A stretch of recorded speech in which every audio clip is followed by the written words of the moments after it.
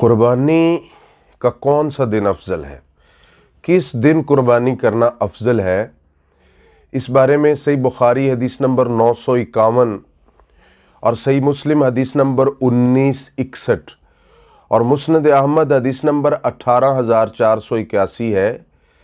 अनिल बराई रदी अल्लाह ताला अन समिअतु नबी सल्लल्लाहु अलैहि वसल्लम यख्तुब फ़क़ाल इन्न अव्वल मा नबदउ मिन यौमिना हाज़ा अन नुसल्लिया थुम्म नरजिया फ़ननहरा फ़मन फ़अल फ़क़द असाब सुन्नतना। रसूलुल्लाह सल्लल्लाहु अलैहि वसल्लम फरमाते हैं कि ईद के दिन यानी 10 ज़ुल्हज को फरमाया सबसे पहला काम जो हम करेंगे वो है हम नमाज पढ़ें और फिर उसके बाद लौटे और कुर्बानी करें। जिसने ये काम किया तो वो हमारी सुन्नत को पहुंच गया।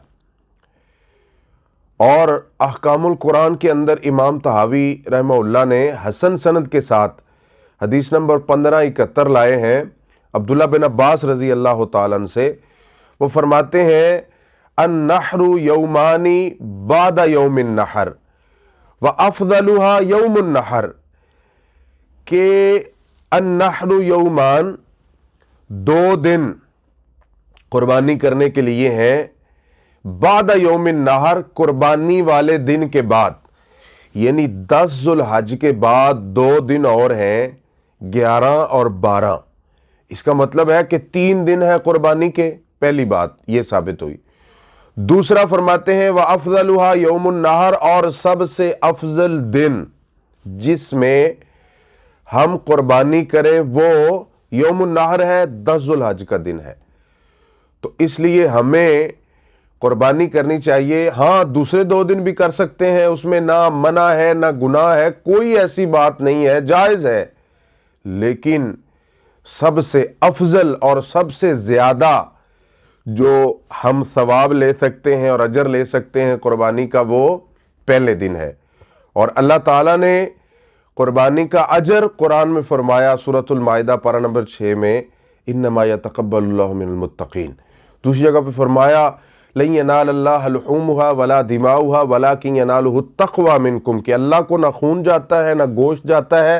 अल्लाह ये नहीं देखते कि जानवर बड़े बड़े होने चाहिए, बड़ी बड़ी कीमतों वाले होने चाहिए। अल्लाह ताला ये देखते हैं कि तुम्हारे दिलों का तक़वा कितना ज़्यादा है।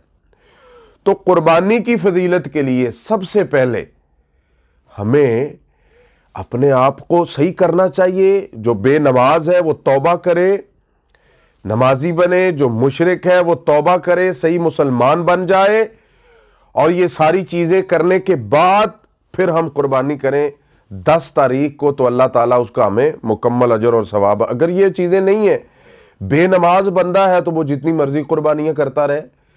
अगर मुशरिक है, शिरक करने वाला है, गैर अल्लाह से मदद मांगने वाला है, वो जितनी मर्जी कुर्बानियाँ बड़ी बड़ी करता रहे, पहले दिन करता रहे, नमाज पढ़ने के फौरन बाद करता रहे, उसको कोई अफजलियत, कोई फजीलत कुछ भी नहीं मिलेगा।